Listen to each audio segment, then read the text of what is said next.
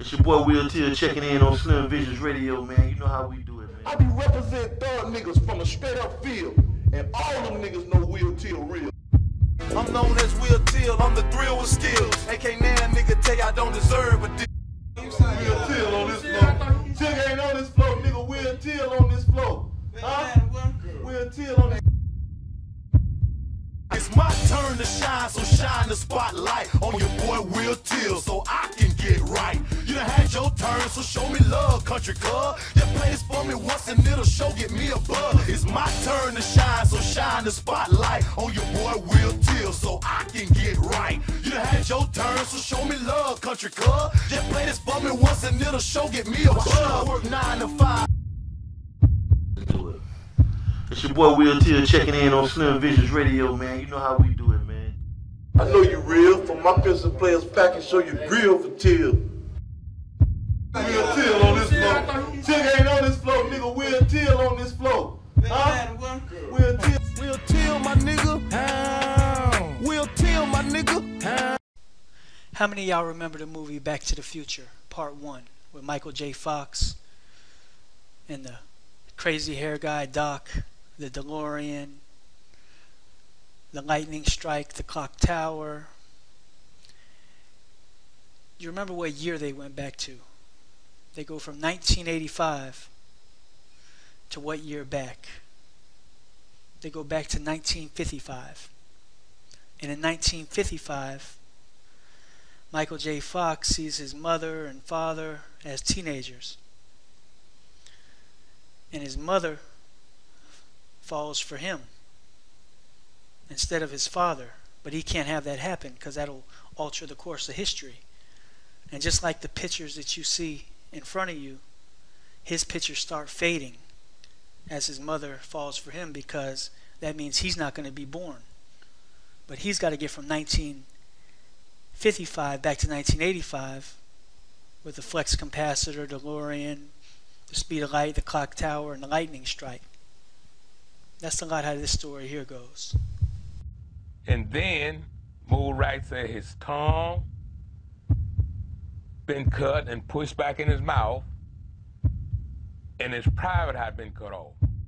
Sheriff Strider wanted an immediate burial because he knew that it wouldn't be good for the state of Mississippi for people to see what had happened to Emmett Till.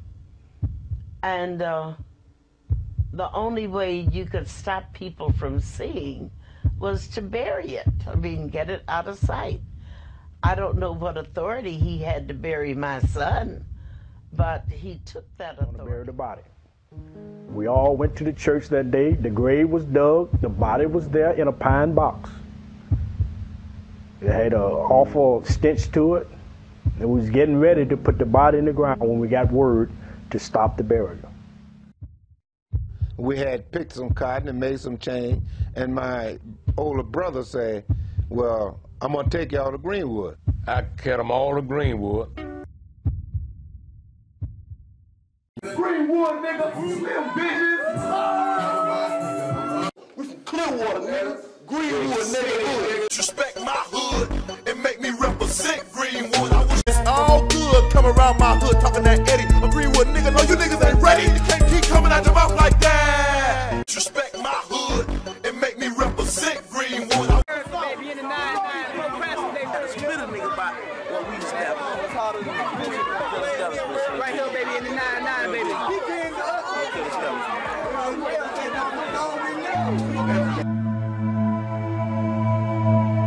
The M in Mississippi stands for murder. Well, the whole trial was just a farce. All we want is justice. We get justice, then we can close it. They came out, and then Miss Bryant came out, and Emmett whistled, you know, with the wolf whistle, and we could not believe that he had done this. The whistle was spur of the moment. We don't know why he did it. But I personally think he was trying to show off to us. And he told, of course, he told us not to tell Dad. It cost him his life. And he had no idea? He had no idea what he had done.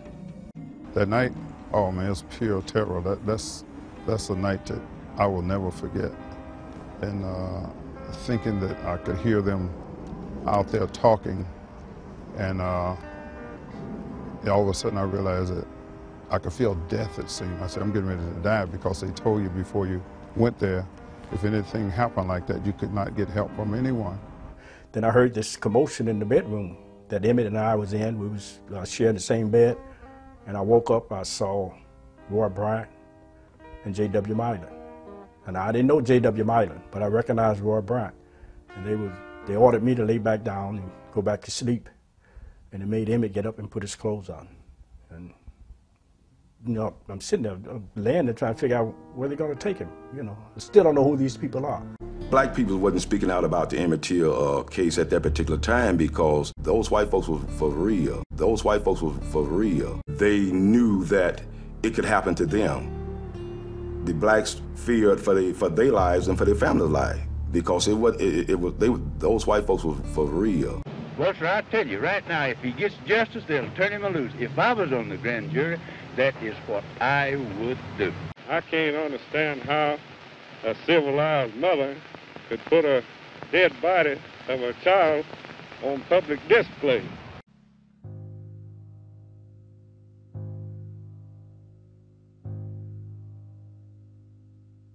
Sheriff Strider wanted an immediate burial because he knew that it wouldn't be good for the state of Mississippi for people to see what had happened to Emmett Till.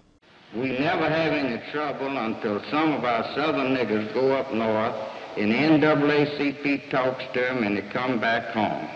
If they will keep their nose and mouths out of our business, we'll be able to do more when enforcing the laws of Tallahatchie County and Mississippi.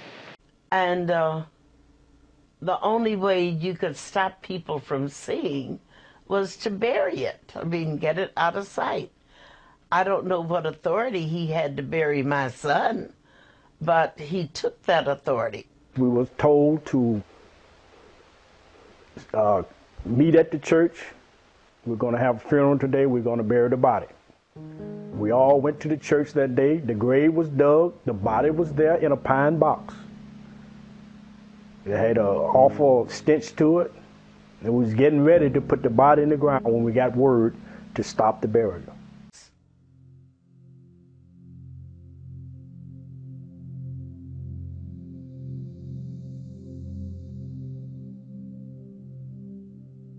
When I discovered that the box could not be opened, then I wondered, what on earth in the world is going on? You mean to tell me that I have spent all of this money to get a body that I can't even look at? How do I know what's in the box? I said, Mr. Rayner, do you have a hammer? He said, what do you mean? He said, yes, I have a hammer. I said, I mean, if you can't open the box, I can. And I'm going in the box. The smell was so strong until it covered a 2 or 3 block area.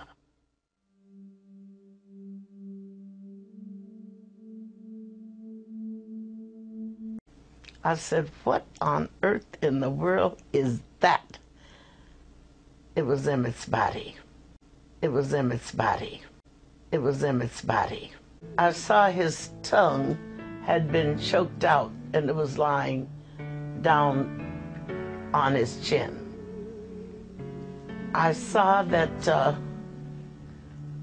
this eye was out and it was lying about midway the cheek. I looked at this eye and it was gone.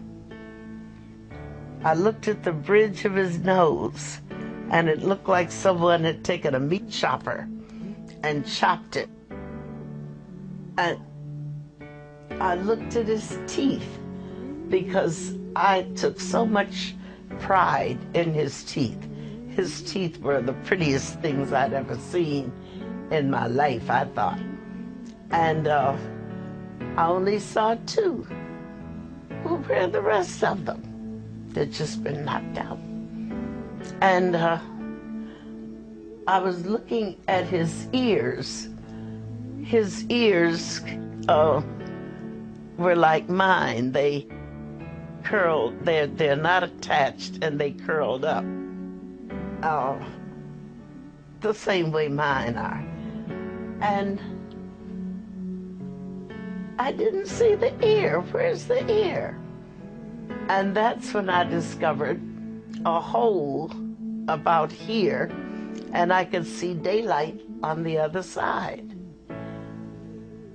I said, now, was it necessary to shoot him? If that's a bullet hole, was that necessary? And I also discovered that they had taken an axe and they had gone straight down across his head, and the face and the back of the head were separate. Mr. Rayner wanted to know, was I going to have the casket opened? I said, oh yes, we're going to open the casket. He said, well, Miss Bradley, do you want me to do something for the face? Want me to try to fix it up? I said, no, let the people see what I've seen. I said, I want the world to see this, because there's no way I could tell this story and give them the visual picture of what my son looked like. I can't understand how a civilized mother could put a dead body of a child on public display.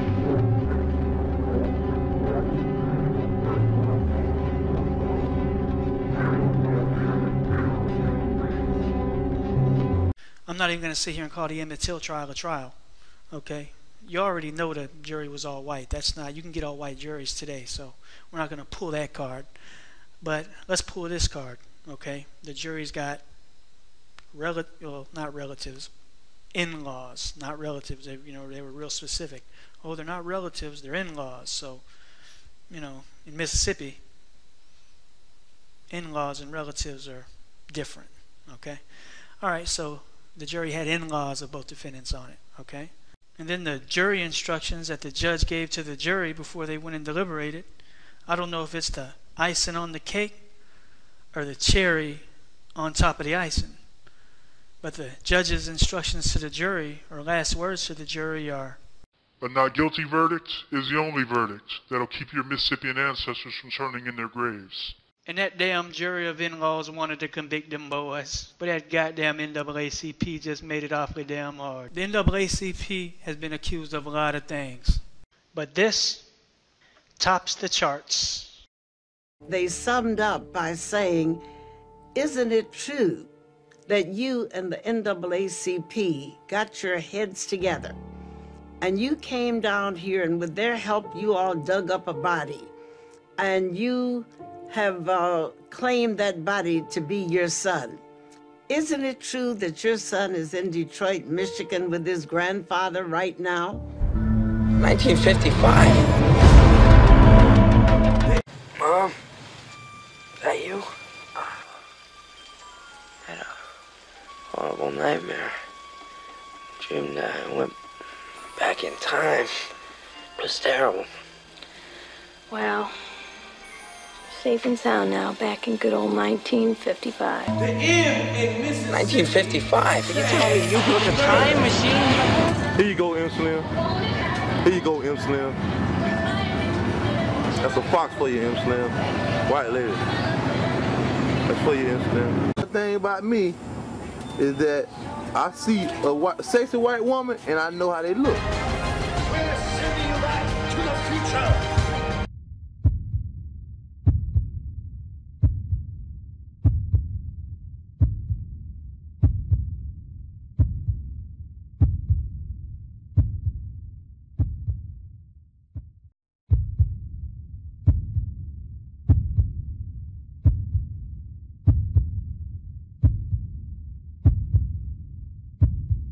I'm family too. Real family. I mean, closer than you think it will. That's real, Uncle. Ain't that right? Post. Hey. Family nigga, I'm real motherfucking family. Family nigga, I'm real motherfucking family. Family nigga, I'm real motherfucking family. The Emmett Till death arose awareness to a current problem, to an occurring problem, okay, in this country, in the South, and what it faced now. Brothers had been getting lynched in the South for years, and there wasn't no civil rights movement in place for that. You know, it took somebody from the North to come down South to really make things happen. It got the world's attention, okay, because people knew the way things were down South, but it was just one of those things where, oh, it's not, you know, we knew it was bad, but we didn't know it was that bad. So when it happened to Emmett Till, the North wasn't going to let it happen to one of their own. The North had always fought for us. I mean, they freed us. They freed slaves. They fought the Civil War. But this was a different war. This was a political civil war. This was a war over the pen and pencil and over right and wrong. More mental than physical. It was the mental devil, opposed to slavery was the physical devil, you know. And you can take it how you want to take it. It is what it is. Clearly, without doubt. 2 words or less, one of my best. We're sending you back to the future. Feel, and all them niggas know Wil-Til real. I know you real. From my pistol players pack and show you grill for Till. Huh? Wil-Til on this floor. Till ain't on this floor, nigga. Wil-Til on this floor. Huh? Wil-Til on this motherfucking floor. You smoking it out, nigga. Smoking it out, add it up. Don't be amazed with the sacks. Oh yes, they so fat it's big nigga this nose. Nigga get them big red boogers like. Alright, nigga, don't make a nigga start Kings of Comedy on your ugly ass.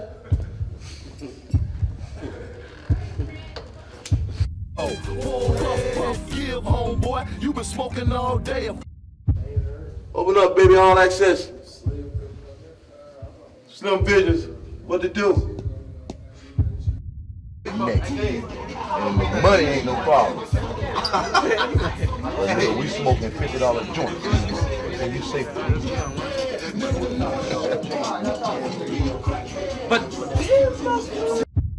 because he just broke the Greenwood rules, and America need to know he broke the Greenwood rules. He think I'm gonna break the Greenwood rules. This man asked me. That's the funniest muff in America, right? Wil-Til is the funniest muff in America. We live from Slim-Vizons Radio, baby. Network Incorporated, inauguration, prospect, and the elimination stage here from the Visions, baby. You heard me? 2 words or less, one at my best. That's what we do from the Visions. So what we going to go ahead and do, we're going to bring on Wil-Til, let him do what he do. I promised him. Just deal with him. He's going to shout out to a bunch of street corners and all kind of crazy things. I don't know what he's going to say, but... It's your boy Wil-Til checking in on Slim-Vizons Radio, man. You know how we do it, man. The Motel Express style, nigga. We ain't fell off. We just chilling out. You know what I'm talking about? I'm doing this for my dog Slim-Vizons, my nigga. And we gonna be cranking this shit real soon, nigga. We got new material on the way, and we gonna be popping. So look for us, nigga. High Powered Entertainment. Keeping it moving. I got the new mixtape out right now, nigga. That Hall of Game. With a lot of niggas from the Berg on there swinging, nigga, and it is funkin', and I'm gonna have that material for you swinging on the station, so keep in tune, nigga. Slim-Vizons Radio, nigga, getting money, clearly. G-Code, where the drop holes at, man? Y'all holler at a nigga, man. Y'all swinging them checks, swing the check and swing the neck, clearly. What they do, Wick City style, nigga, you know how we do it, straight clouded, ASAP, what? One time when them boys on Palm Bluff swinging, knowing talking about heavily, them boys on the avenue, and them boys on Emmett Street posted up, nigga, swinging heavy. Shout out to them boys on the lane and the Kings Highway niggas, nigga. Hey, fuck with a nigga. Hey, new radio station, nigga. We fucking with Slim-Vizons, nigga. Y'all holla at me. Straight up. And that's my dog Wil-Til. And I'm about to have a white moment. I'm about to have a Al Sharpton is gonna come get him moment. No, Wil-Til couldn't. I mean, you almost made it. I mean, y'all, what's up? He couldn't go. I knew he was gonna mention some street corners and some street blocks. I knew it. I knew he couldn't go a radio show. I knew he couldn't go a radio sentence. Damn. I mean, he almost did, but he didn't. But them memories there, though, boy, I can remember all that shit. Them memories a nigga need to have back, boy. From the Avenue, shit. It's so much shit that we did on the Avenue that I ain't even heard in years. I don't even know who got that shit. Some of that shit on tape, some of that shit on like on reel, but I don't know. Ain't no nobody ain't still got them reels. They don't know where that shit at, man. Somebody probably done threw that shit away. High powered entertainment, the H and the P, nigga. The H and the P, and if you ain't got the H and the P, you must got a L and a P, nigga, cause you're low power. Dig a hole for yourself and bury yourself. Fuck, nigga, cause you're low power. Clearly. Don't be low powered all your life, nigga. Don't be mad cause the hoes don't want you. Find out a way to get the hoes, nigga. What? Before we wrap it up, we're going to go to a little segment that I like to call, actually, I just made this thing up. I know I like to act like it's something, been traditional for years, and this is just something I do. I just made this up, so I don't really know how this is going to go, but here's how this is going to go. We got Wil-Til in the studio with me. We got True Champ on phone in a minute whenever he call in. So I got a bunch of things going on right now, but one thing we're going to do right now is something I like to call, if you say something I don't like or something messed up, you can't keep coming out your mouth like that. So if you think think Slim-Vizons is just the most horrible, despicable creature you've ever seen, and you tell me that, and you yell it, and you say, Slim-Vizons, you a punk mup, I'm going to say, you can't keep coming out your mouth like that. But we're going to do it a little different, but that's a little sample. So basically, you can't keep coming out your mouth like that. It's basically a song Wil-Til's got. But I'm about to chop it up and about to put some stuff in there, and we about to make it right. So y'all just tune in and do what you do. Perp Nation. You boys smoking perp on a heavy basis, nigga. Smoking that good shit, nigga. And that's all a nigga do. Lungs filled with perp and smoking till they hurt. And that's how we gonna motherfucking do it, nigga. And we on hen dog all night, nigga. When we switch up from the hen, it's Grey Goose on the bend. And that's real, nigga. I'm in the F-150 swinging on fours and swerving on your hoes. And if you don't like it, fuck, nigga, do something about it, nigga. Clearly, the CD man is smashing your hoes. You got circles and I got circles. We all got circles and we all got purple.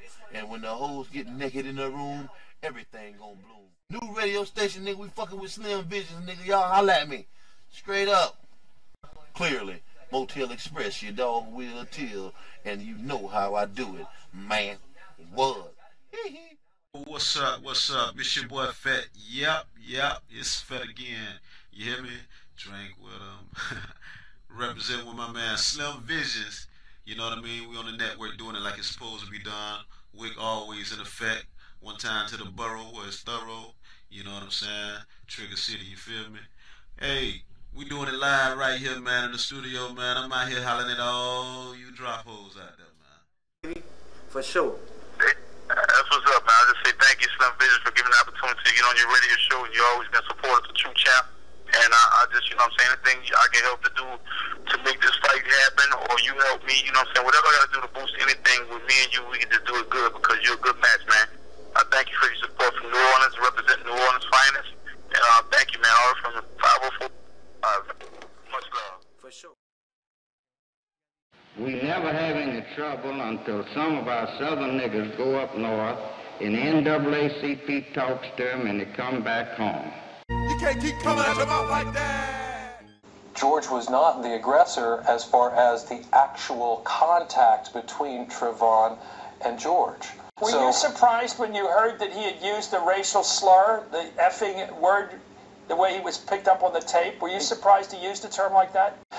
There are a lot of parts of this country where people proudly call themselves coonasses, in Louisiana in particular. You can't keep coming out your mouth like that.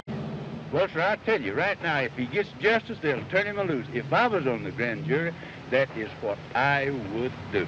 You can't keep coming out your mouth like that. Strider greeted them as he passed with a cheery, "Hello, niggas," You can't keep coming out your mouth like that. and then presented the main argument for the defense. The corpse pulled from the Tallahatchie River was not Emmett Till. You better quit coming out your mouth like that. Bitch, you better quit coming out your mouth like that. I wanted to keep it true to what I do, you know. I wanted this Emmett Till video to be different than the other ones out there. I wanted this one to be more relatable to today's culture, to today's generation.